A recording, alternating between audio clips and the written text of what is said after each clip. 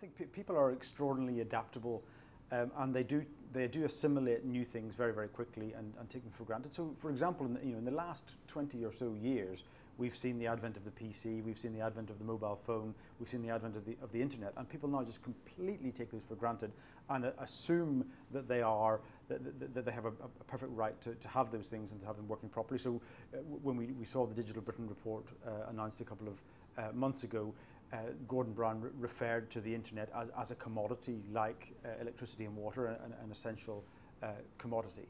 But if you look back to a period when we didn't have those things, then it's almost impossible to imagine where we got our information from before search, or how we communicated before we had email, for example. I mean, in the old days, when I started work at the BBC way back in the early 1990s, there was no email at all. If you wanted to communicate with somebody by letter, you would put it in the post, and a response would come back several days later if you were lucky. Nowadays, via email or instant messaging, even more quickly, you can have conversations within a matter of seconds, and the effect on productivity of that is absolutely extraordinary.